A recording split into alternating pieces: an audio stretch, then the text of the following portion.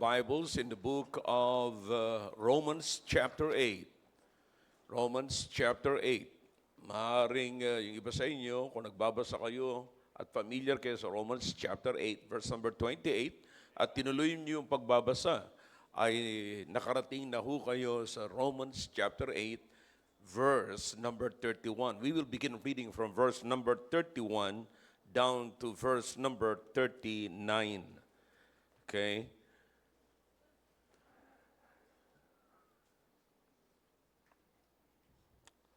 If you are with me, say aloud, amen.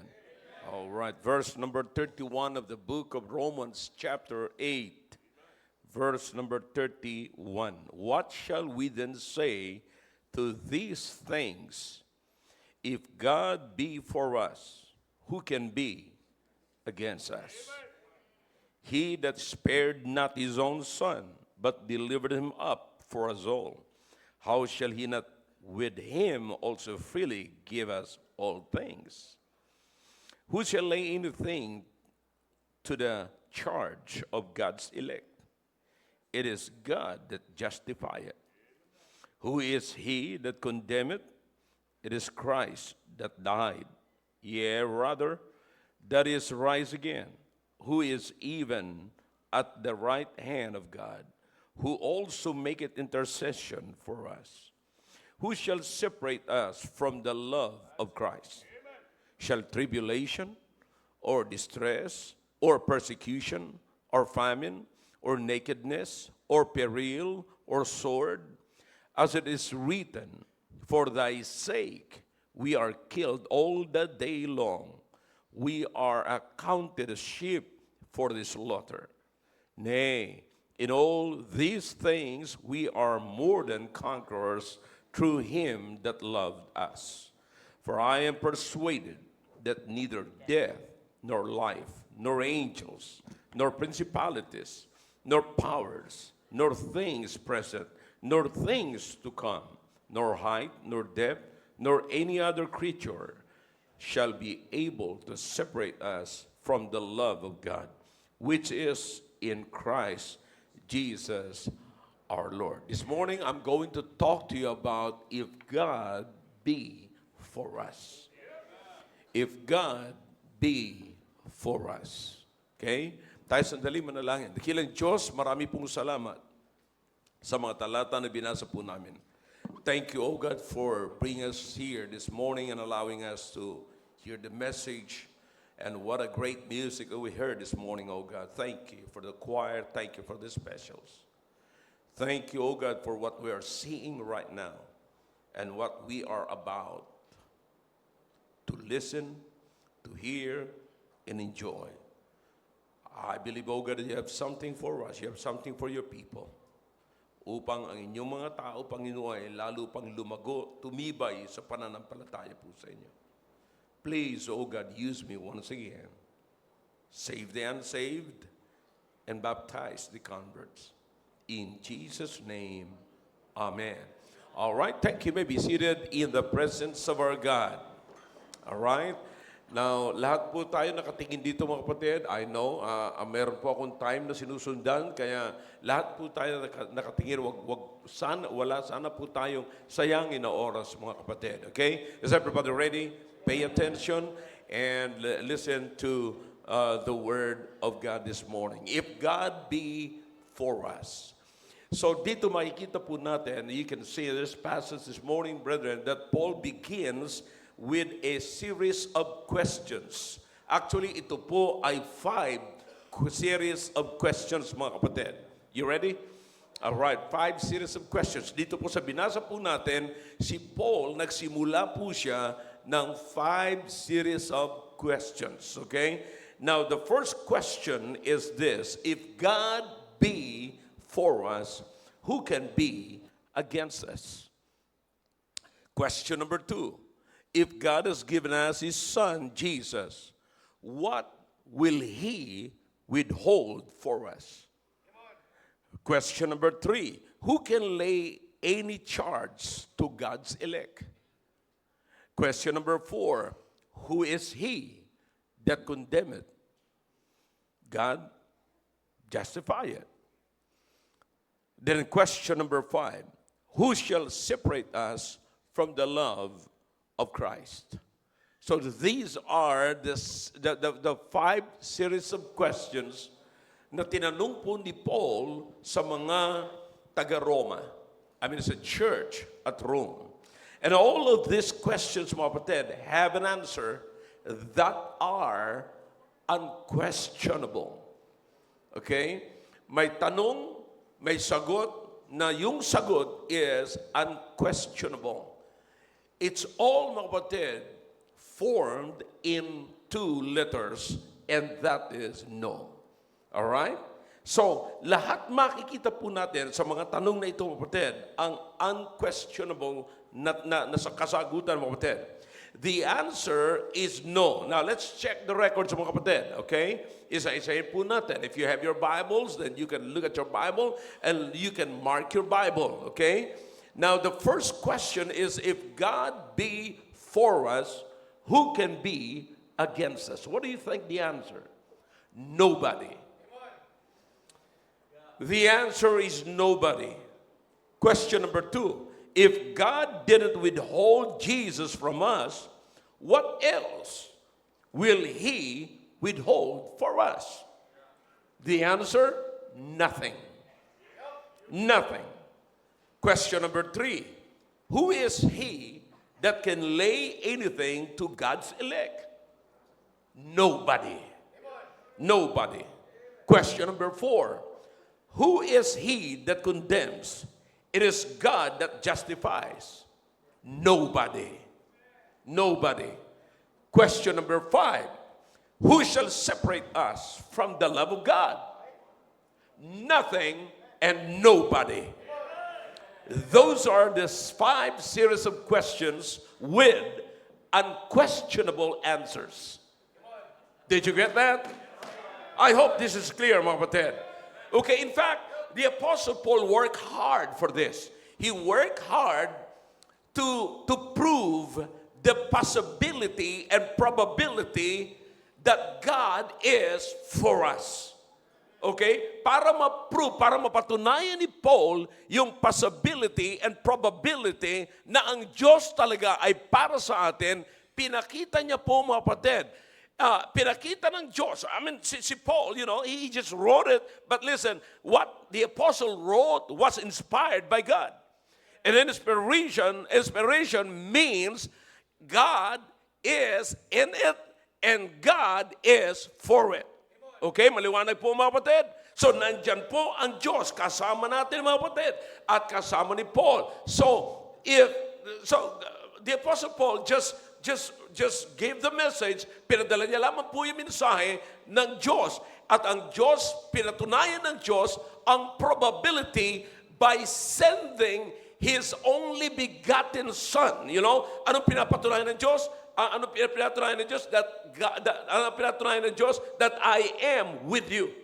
Okay? Anong pinapatunayan ni Paul dito sa kanyang sinulat? That God is for you. Now, para patunayan niya na ito'y possible and probable, nagpadala po siya, mapatid, pinakita niya kung anong pinakita sa kanya ng Diyos. Anong sinabi ng Panginoon? Anong sinabi ng Biblia? God sent His only begotten Son as a substitution, as the substitution for our restitution. Okay? One more time, in case you miss it. Okay? So para mapatunayan, yung probable cause, mga kapatid, yung possibility and probability that God is for you, God sent His only begotten Son as the substitution for our restitution. Did you get that? And notice there are things pa dito, mga kapatid. And sabi ng Biblia, there is no more condemnation because you can see God's justification. Okay? Nandiyan po yung God's justification. And last of all, the Bible says, Christ is sitting at the right hand of the Father for our intercession. God, the Lord Jesus Christ, is interceding for us. Now think about that. You see, God is so much for you and for me. All right? God is so much for you And for me, I don't know about you, mga kapatid, pero dapat natin mapatunayan na ang lahat ng ito ay hindi po ito random. Hindi po ito biglaan o basta't naisipan lamang ng Diyos. Listen to what the Bible says here in verse number 30. All right? In verse number 30. Ang sabi ng Biblia, moreover, whom He did predestinate, them He also called, and whom He called, them also justified. And whom He justified, them also glorified. You see, now in verse number 39, for whom He did foreknow, He also did predestinate. So, what we're talking right now, brethren, is the foreknowledge of God and the predestination of God. You see, lahat ng bagay na ito ay nasa foreknowledge ng Diyos, nasa kaalaman ng Diyos, at itinalaga ng Diyos. So, what we have here, mga kapatid, is this. God is for us. Now, para mapatunayan yun, makikita niyo, kapatid, that the God who secured you in eternity has secured you for eternity. One more time. One more time. The God who secured you in eternity has secured you for eternity. Okay? Therefore, nothing in time can stop your eternity appointment. That's the reason why the Bible says God is for us. Talagang kung saan tayo dinala ng Diyos, nung tayo naligtas, nagsimula po ito ng eternity natin. Kapatid, at yung papunta tayo sa eternity, wala hong in time sa panahon natin ngayon, pwedeng makapagpigil sa atin na hindi naman natin marating ang itinalaga sa atin ng Diyos. Come on. Sigurado ho, mga kapatid, kasama natin ang Diyos. You see, now, notice what the Bible says here. If God is for us, therefore, anything against us is against God. If God is for us. You see, am I preaching the Bible? Yeah, I think so. Yeah. So listen, makinig ng mabuti, mga kapatid. Kasi po, kung ang Diyos ay nasa atin at para sa atin, kung kakampi natin ang Diyos, sino mang umaaway sa atin, sino mang kontra sa atin, ay kontra sa Diyos. Hindi nyo pag-ano naunawaan. Okay. Pagka medyo kalugin nyo yung sarili nyo, pag inaanto kayo, mauunawaan nyo na po ito. Okay? Alright, now listen. Again, if God is for us, therefore, anything against us is against God. If it is against you, it has to be against God. I said, if it is against you, it has to be against God. God is for you. Listen to this. Don't miss this. God is for you, that He allows all things that against you work for you. One more time. Maaaring hindi uli nakuha yung mga kapatid. Grabe ang pagkapabor ng Diyos sa atin. Na sino mang kumukontra sa atin, mga kapatid, pinahintulutan ng Diyos na yung kanilang ginagawa ay para sa ating kabutihan kahit na kontra sila sa atin. All things what? Work together for.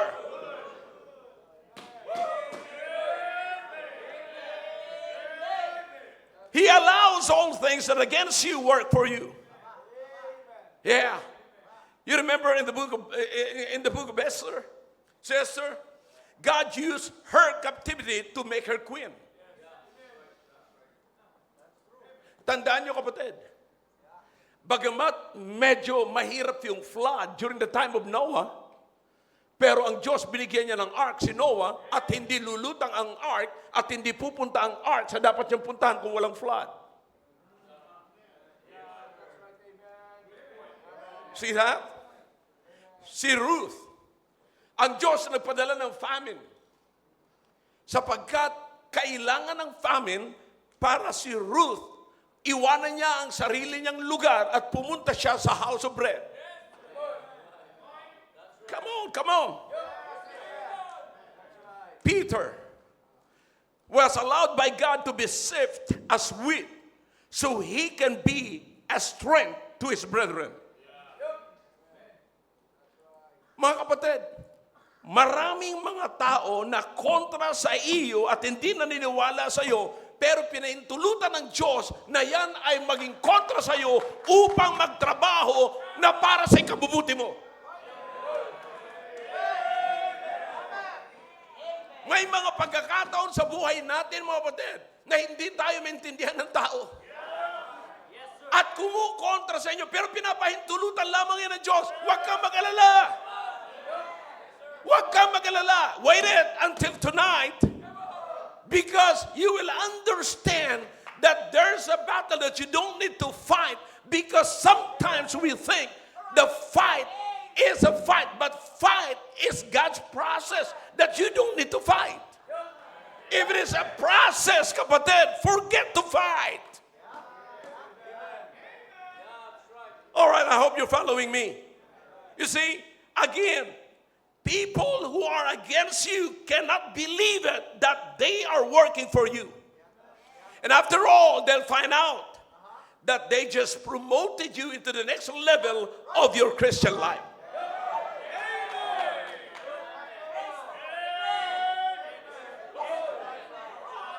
Take time.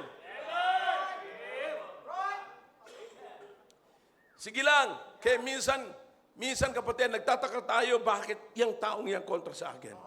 Bakit ginaganito? Bakit pinintulutan? Bakit sana patayin na lang ito ng Diyos? Oh, huwag mong paintulutan yan. Huwag niyong unahan ng Diyos. Huwag mong unahan ng Diyos. Kasi alam ng Diyos ang kanyang ginagawa. And the good thing about this is, don't you ever forget that God is for you. And if God is for you, who can be? I hope you understand that. Who can be against you?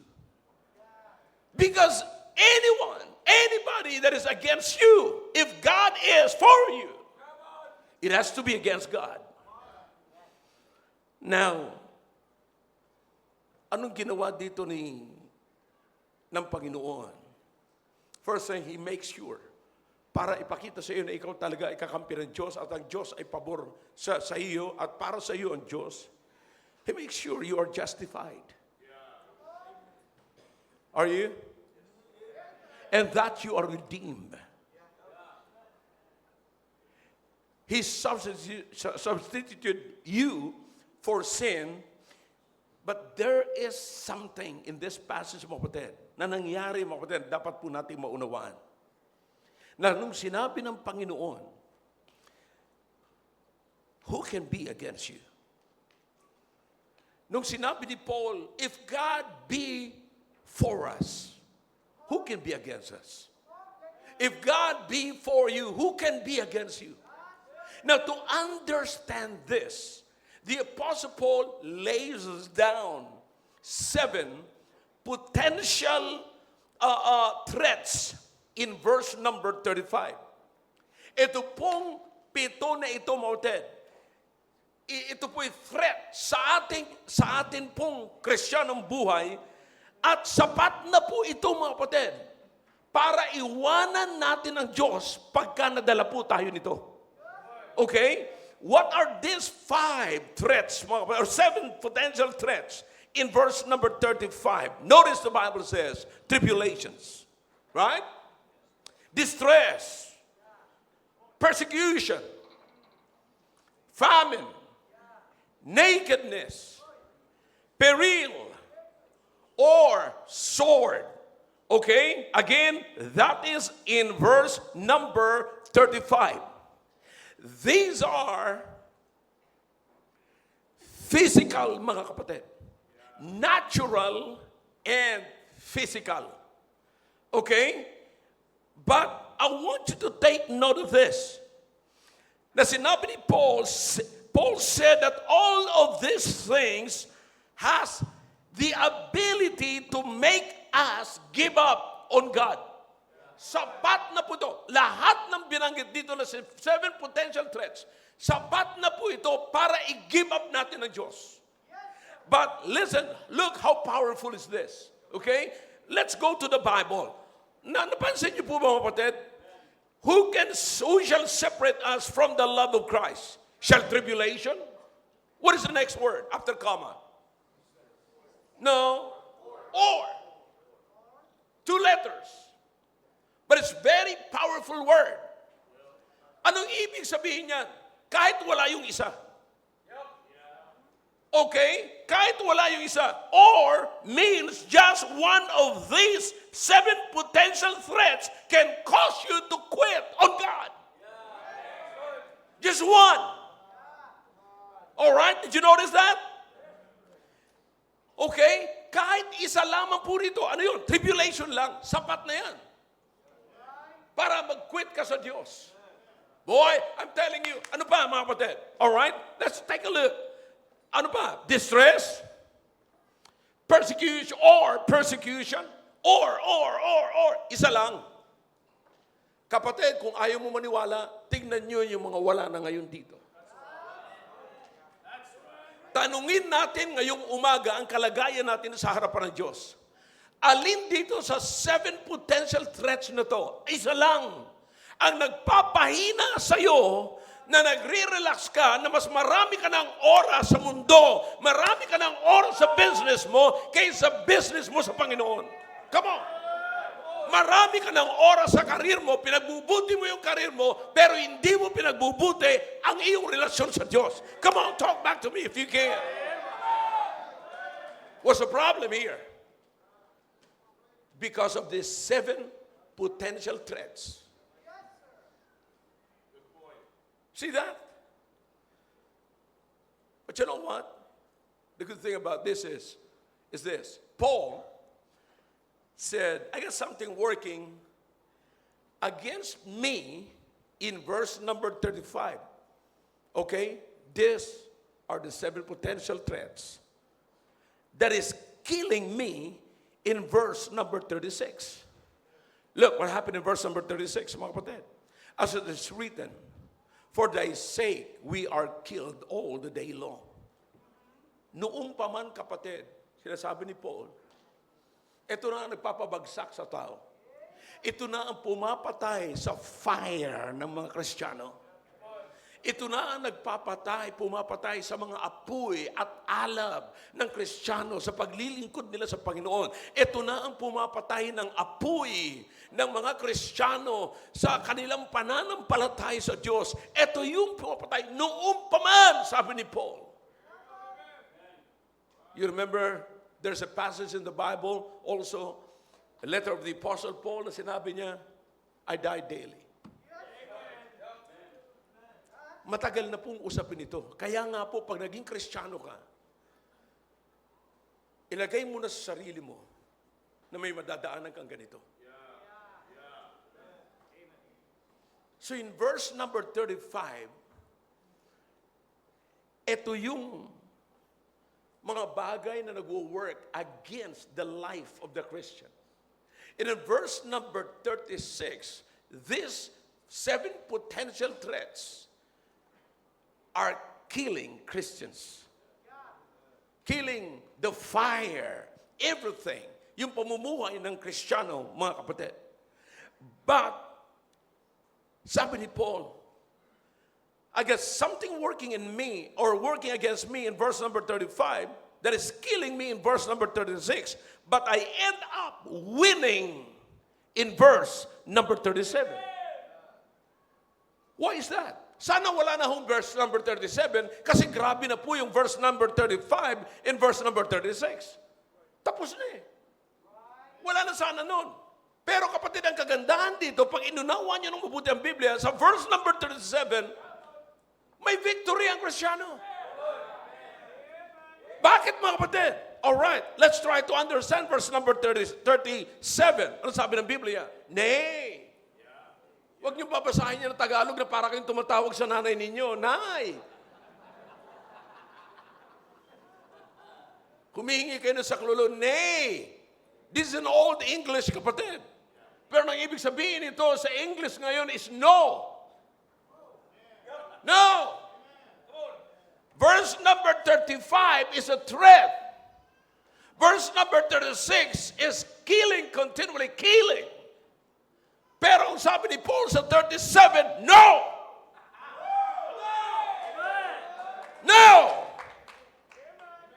In all these things, we are what? Conquerors. No! More than conquerors. More than conquerors. How can you be a conquerors or more than conquerors? Kapatid, palasak sa atin, popular sa atin ang sabihin, we are conquerors. Pero bihira ang more than conquerors. Let's understand this phrase, mga kapatid. Bakit? Anong naging dahilan? Why? How can I be a person that is more than a conqueror? When in verse number 35, we have the present potential threats. And in verse number 36, the threats are killing me. Paano ako makarating doon sa more than conqueror? Kapatid, thank God for the Bible. Wow! Salamat na mayroong Biblia. Hoy, kung ako sa inyo, hindi ako makakatulog dito. Hindi ko kayang tulugan ang ganda ng Biblia. Look, ano sabi ng Biblia, mga kapatid? We're more than conquerors. Bakit? Ituloy natin ang pagbabasa, mga kapatid. Through Him that what? Love us. Through Him that love us. We are more than conquerors through Him that love us. But the explanation is in verse number 36. Why there is a no, a big no in verse number 37. Because notice the last phrase in verse number 36. Tingnan niyo sa verse number 36. We are killed all the day long. We are what? Accounted. Binilang na as sheep for the slaughter. As sheep for the slaughter. Now, notice that in verse number 37, we are more than conquerors, not just conquerors, but more than conquerors. Okay? Now, in verse number 36, it says, we are accounted as sheep for the slaughter. Let me explain, okay? Now, listen carefully. Don't miss this, okay? Now, the words, we are accounted as sheep for the slaughter, it is a Hebrew idiom. In other words, it is an idiomatic expression. Anong tawag natin sa atin? Sa lawikaan? Ano ba yan? Kasabihan. Ha? Kasabihan. Parang, yeah, idiomatic expression or idiomatic phrase. So, ito po yung kung paano sila nagsasalita na parang, parang colloquial, may sinasabi nila pag sinabing, a sheep in a slaughter or for the slaughter, it is a phrase, kapatid, an idiom or phrase that refers to a person that acts calmly and without resistance because he's not even aware of danger in front of him. Or he accepted that he is powerless against the danger in front of him.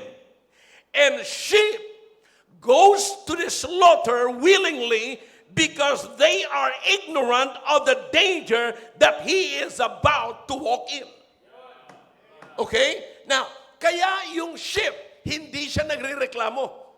Dalhin mo siya sa slaughterhouse, hindi siya man lamang natatakot, wala kang mafe-feel sa kanyang pulso na siya'y kinakabahan. Bakit? Kasi hindi niya alam na slaughterhouse pala yun. Hindi niya rin alam na siya ay papatayin doon. Nakakita kayo ng manok, mga kapatid, na lumalapit ng lumalapit. Sinasabi ko, ang mga manok doon sa Ramos, naglalapit. Pag nagpatuka ka na gano'n, lalapit, nag-aagawan pa sila, palapit ng palapit sa iyo. Sabi ko, wow, itong mga manok nagsusuko ng buhay para sa gawain. Yeah. Ni wala man lang silang malay na maya-maya lamang, konting minuto lang, isang may init na tinola na sila. You see, now sa Elocandia, yun ay mainit na pinikpikan. Yeah. Maging mga aso, mga kapatid. But anyways, alam ko maraming maapektuhan sa inyo. So, you understand? So, sheep never tried to resist to be in a slaughter because he don't know it is a slaughter. So, hindi siya nagre-resist being killed, though he should. Pero pagka sila po ay nag-survive, doon sa ganong klaseng patayan, kapatid, na hindi nila po alam, at hindi nila alam na iyon ay kamamatay nila, yan po ang naglalarawan ng more than conqueror. Sapagkat pumasok ka na hindi ka kinakabahan at nag-survive ka sa isang kamatayan na hindi mo alam na pumasok ka pala sa kamatayan. Maliwanag na ba yun? Okay, one more time. Para sa mga nasa likod na medyo inaantok kayo, okay? Ulitin ko po. Yung sheep pumasok sa isang kamatayan na hindi man lang siya kinabahan kasi hindi niya alam na siya pumasok pala sa isang kamatayan at siya ay nabuhay pagkatapos niyan sapagkat nagtagumpay siya. Yan po ang tinatawag na more than conqueror. Now, you are a conqueror when you get a victory over a fight that you know about. Conqueror ka. Pag ikaw ay nagtagumpay sa isang laban na alam mong laban yan.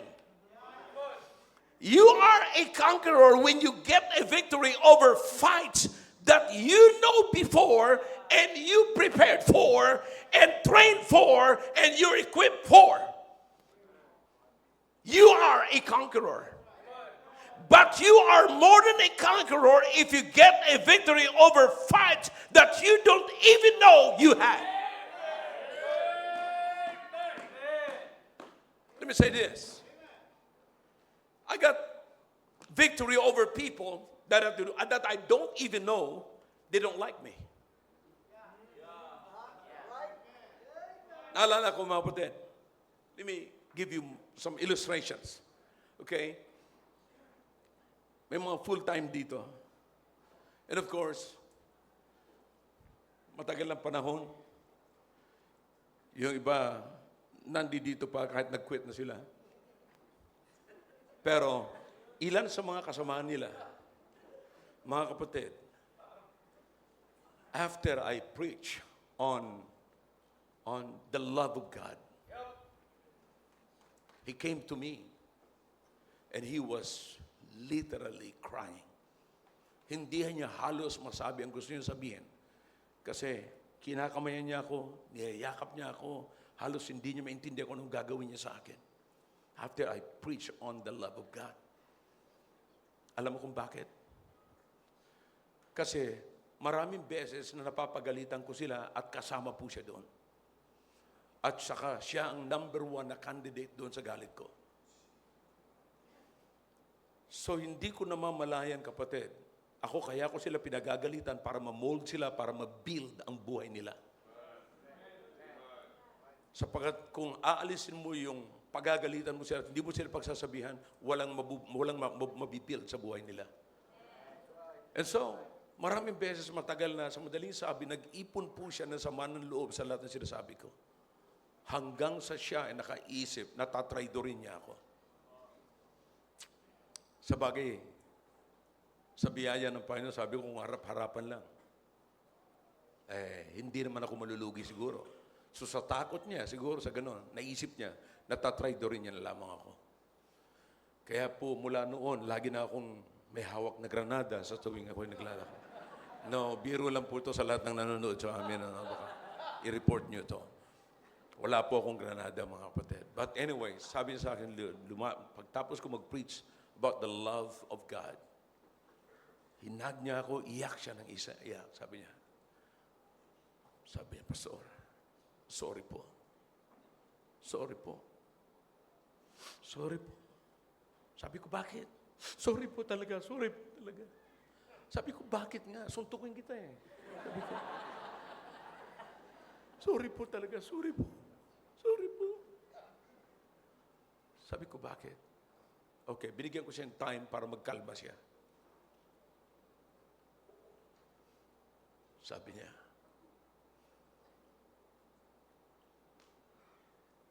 patawarin niyo po ako na nakapag-isip ako ng hindi maganda laban sa inyo. Sabi ko, ano yun?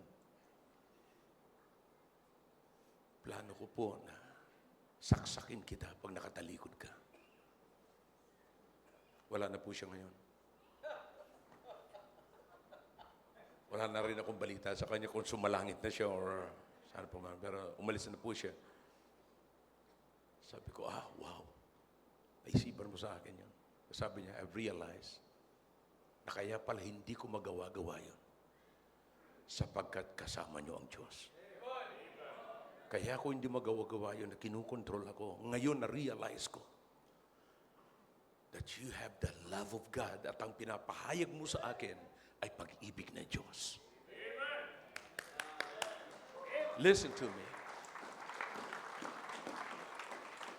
If God is for you, anyone who is against you is against God.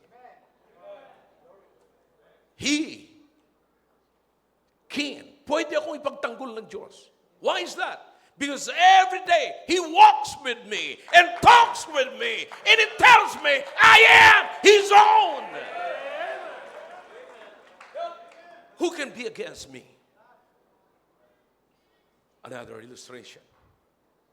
Pumunta kami ng Surigao, kasama ko po si Pastor David Brown, missionary, and another pastor.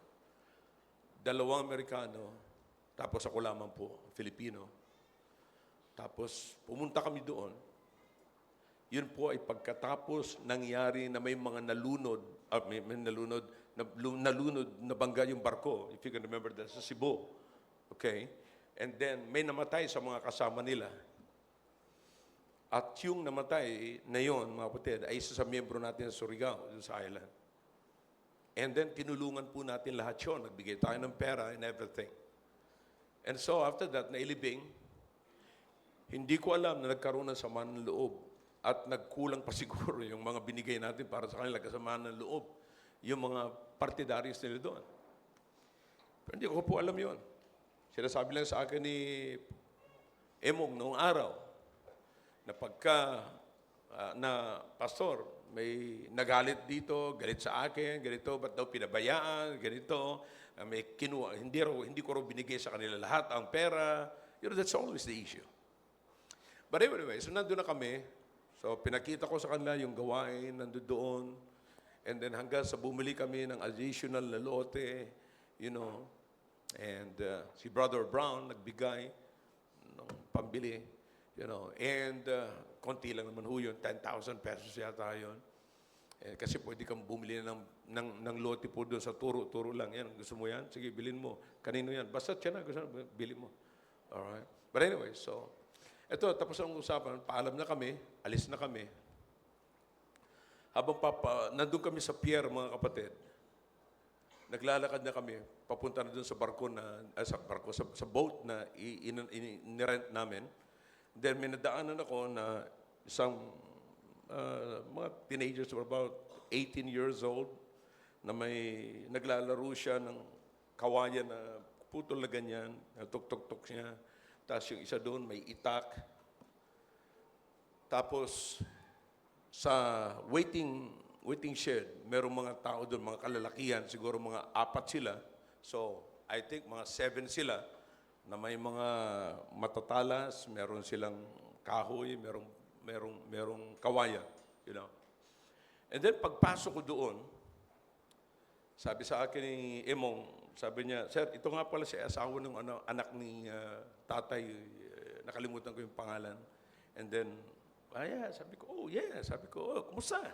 Tapos pag kamay niya sa akin gano'n, nakita ko, may tattoo siya dito ng guardian. Sabi ko, guardian ka? Sabi ko, bakit? Sabi ko, dati ka ba sa serbisyo? Sabi ko, hindi sir. Sino ang ano mo rito? Sino supremo mo rito? parang pakiramdam niya, guardian din ako. So, talaga. Sabi ko, wow. Sabi ko, kilala mo pa si Hangaw? Sabi ko, ganon. So, wala siyang makilala. Civilian ka. So, kasama ka sa mga guardian na civilian. Akala ko dati ka sa serbisyo. Ganon. So, naisip niya siguro, nasa serbisyo rin ako. Pero kahit na pagiging guardian, wala ako. May guardian ako, pero hindi ako guardian. Pagkasabi ko ng ganon, kinamayan niya ako, ganun ba sir? Hindi sir, hindi ako ganyan. Tapos umalis na siya. Nung nasa bangka na kami, paalis na kami, sabi niya, sir, yan yung mga nag-aabang natitirahin ka. I got victory before I know my fight, that there's a fight. Hindi ako, kapatid, nagkaroon ng victory sa pakikipaglaban. Nagkaroon ako ng victory bago ko malaman na meron palang laban. That is more than a conqueror. I don't know about you, but maybe nagsasalita ako ngayon sa isa sa inyo ngayon dito na makakapag-testify, Pastor, malapit na ako sana patay na ako ngayon. Pero bago man ako makarating sa kamatayan, nagtagumpay ako na hindi ko alam, may kaaway pala ako sa lugar na yan. You see, you understand what I'm saying? Akala ko wala akong kaaway doon sa lugar na yon. Akala ko walang papatay sa akin, pero meron pala nag-aabang na papatay sa akin, pero nakalabas ako na buhay kahit hindi ako nakapaglaban at bago ko malaman na may kaaway pala ako doon. That is more than a conqueror. That is, like a sheep. A sheep, sabi ng Biblia dito mga kapatid, maliwanag, a sheep for the slaughter. Hindi ako nagtagumpay dahilan sa training ko. Hindi ako nagtagumpay dahilan sa galing ko. Nagtagumpay ako dahilan sa Diyos ko. You understand what I'm saying? And now, this is God's resolution, reasons about dito sa mga katanungan sa 5 series of questions. The 4 series of questions is about God's resolution. The last question is about Paul's resolution, which is our resolution. Okay? Now notice what the Bible says here. Tapos na po ito mga kapatid. Verse number 38. Ito yung resolution ni Paul. Alright? I hope you're still following me. Dahilan sa mga pangyayaring ito, yung threat, kapatid, doon. Okay? Yung threat, 7 potential threats. Sa verse number 35, ay meron pang dinagdag si Paul na 10 possible threats din, which is spiritual and mental. The first 7 potential threats is natural and physical, and the 10 potential threats here that the Apostle Paul added is mental and spiritual, or spiritual and mental. Notice what the Bible says here. But you can find, mga kapatid, you can see na si Paul, nagpahayag siya ng kanyang resolution. Ano sabi niya sa verse number 38? For I am what? Persuaded. That's it. Because of the threats in verse number 35, and then, sinabi niya sa verse number 37, no. It's a big no. And because of that, merong sagot siya sa verse number 38 nang sabi niya, I am persuaded. Na ano, mga kapatid, that neither death, nor life, nor angels, nor principalities, nor powers, nor things present, nor things to come, nor depths, nor height, nor depths, nor any other. Alam niyo kapatid, lahat ng ito sabi ni Paul, sabi niya, I'm fully convinced. I am persuaded. I believe. Naniniwala ako na wala na kahit na death, life, angels, principalities, power, nor things present, nor things to come, nor height, nor depth, naubusan na siya ng sasabihin. Luminga-linga siya sa paligid niya, sa kapitbahay niya. At naisip niya, yung ahas na nangaahas sa kanyang kapitbahay niya, ang sabi niya, nor any other creature. Eh, hindi nila nakuha yun. Wala na siyang taong maisip. Wala na siyang isang bagay. Sabi niya, nor any other creature na lang. Kasama rin yung mga nangaahas sa buhay niyo. Kasama rin yung mga buwisit sa buhay ninyo. Other creature. What? Separate us from the love of God, which is in Christ, Jesus our Lord. Walang pwedeng makapaghiwalay sa atin. Wala. Bakit? Saan? Saan? Ang subject is the love of God. The love of God. Sabi niya, I'm persuaded na. Ito na ang resolution ko. Kumbinsido na ako, totally surrendered na talaga ako, na walang pwedeng makapaghiwalay sa atin sa pagmamahal ng Diyos. Now listen to me now. You know it. Alam natin tong kalagayan natin ngayon, mga kapatid. Do you understand na minahal ka ng Diyos kahit kilala ka ng Diyos? In fact, nasabi niya sa Romans, He loved us while we were what? Yet sinners. Alam ng Diyos kung nasaan ka kagabi. Alam ng Diyos kung anong ginawa mo. Alam ng Diyos kung anong katayuan mo ngayon. But do you understand that God still loves you? No one can separate you from the love of God. Though holiness cannot stand against, can stand with your sinfulness, but still God loves you. Listen, alam ng Diyos, lahat tayo rito, kapatid. Kaya, laging ipinatutunayan dito ni Paul, sana makita ng bawat sa atin kung paano nakita ng mga taga-Roma yung kalagayan nila na sinasabi ni Paul, God is for you. God is for you. God is for you. God is for you. Maaaring sasabihin, Pastor, hindi ako kilala. Sino sa atin dito ang hindi kilala ng Diyos? Anong ginawa natin, kapatid, na hindi nalaman ng Diyos?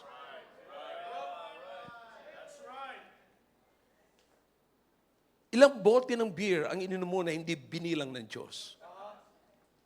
Na maging ang buhok natin ay nabibilang ng Diyos.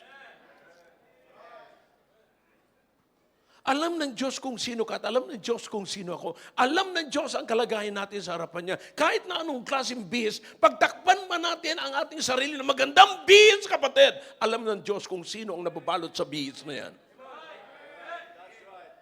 Pero mahal ka pa rin ng Diyos. Minahal ka pa rin ng Diyos. Walang mga kapagsabi rito, grabe ang kasalanan ko, Pastor. Siguro hindi na ako papansinin ng Diyos. Napapansin mo ba na hanggang ngayon nandito ka? It's not about you. It's about who brought you here. Hindi, kahit yung nag-invite sa'yo, hindi yun. May something na ilalagay sa'yo ang Diyos na hindi mo alam. Para magkaroon ka ng desire na mapunta ngayon at marinig mo mensaheng ito. I don't know about you. But listen, yung pag-ibig na yun ng Diyos, sapat na yun para maahon ka sa iyong kalagayan. Ngayon, tanong ko naman sa iyo ngayon, yung bang pag-ibig ng Diyos, sapat na yun para hindi mo iwanan ng Diyos? Yung pagmamahal ng Diyos, kapatid, sa iyo, hindi niya tinignan ang kasalanan niyo. Sapat na yun para ma-overcome niya ang kasalanan. He became your substitute for you, para ma-restore ka ng Diyos. He sent His Son. God sent His Son as a substitution for your restoration. Pero ngayon, tanong ko ngayon sa iyo, sapat na rin kaya yung pagmamahal ng Diyos para hindi mo siya iwanan? Hindi kanya iniwanan nung kayo makasalanan pa. Hindi tayo iniwanan ng Diyos nung tayo makasalanan pa. Sa halip, binigay niya ang kanyang bugtong na anak, si Yesu Cristo. Ngayon, anong kasalanan at anong problema mo sa buhay? Anong struggle? Come on! Anong struggle meron ka para iwanan mo ang Diyos? Remember what the Bible says. If God be for us, who can be against us? Anyone, anybody who is against you, he has to be against God. Baka hindi niya alam yan. That's why you are more than a conqueror. Bakit? Because God is there to fight for you. Remember, Jesus said that while ye are in this world, ye shall suffer persecution. But if they persecute you, ako muna ang pinipersecute nila. Because servant is no greater than the master. Kung pinipersecute ka, kung inuusig ka, ang Diyos, si Kristo muna ka lang inuusig. Kapatid, ngayong umaga, isipin mo, anong struggle meron ka na pwedeng maging dahilan para iwanan mo ang Diyos? God did not quit on you when you are a sinner. What struggle? Kung naibigay ng Diyos ang kanyang bugtong na anak, ano pa kaya ang hindi niya pwedeng ibigay sa iyo? Ano pa? That's why sabi ko sa inyo kaninang umaga, with God, there is contentment. Without God, there is no contentment. Ngayong umaga, kapatid, isipin nyo ngayon, anong struggle meron ako ngayon? Anong struggle? Na pwede kong gawing dahilan para mag-quit ako sa Diyos. Mag-quit ako sa church. Mag-quit ako sa pagbabasa ng Biblia. Mag-quit ako sa involvement ko sa gawain ng Panginoon. Para po sa aming mga bisita, naway naging maliwanag po sa inyo. It's all about God. It's all about Jesus. Ang pinakamagandang gawin niyo po muna ngayong umaga, magsimula kayo na mag-establish ng relationship sa Diyos. Receive Him as your personal Savior and the Lord of your life. Kapag ginawa niyo po yan, He is for you. Kung paano sinabi ni Paul, if God be for us, who can be against us? Who can? Who can? If there's nobody that can be against God, and if God is with you, then who can be against you? I hope the message is clear. Shall we all stand, please? Dakilang Diyos, salamat po sa mensahe. Pagpalain niyo po ang mensaheng ito. Don't know is, oh God, that I've tried my best. That's all I can. Pero ako po'y naniniwala, oh Diyos, na gagamitin niyo po ang mensaheng ito para inyong mga anak ay ma-encourage, oh God, na hindi po kami lalayo sa Diyos. Because we understand that without God, without Jesus in our life, we are nothing. We can do nothing. Oh God, help us this morning. Speak to everyone this morning. Your heads are bowed, your eyes are closed. God is speaking to your hearts through that message. Then let's come to God. Let's talk to God.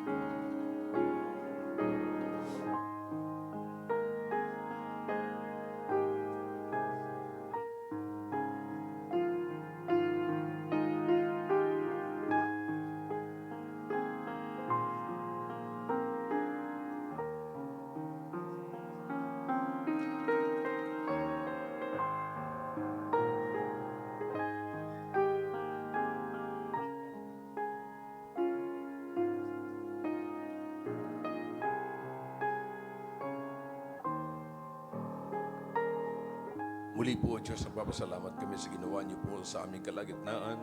Pagpalain niyo po ang mensahe na ito na nahayag po sa amin. Ngayon nakikiusap po ako sa inyo, O Diyos. Iligtas niyo po ang hindi paligtas sa mga bisita po namin. At bigyan niyo po sila ng pusong masunurin upang sila po'y sumunod sa tubig ng bautismo.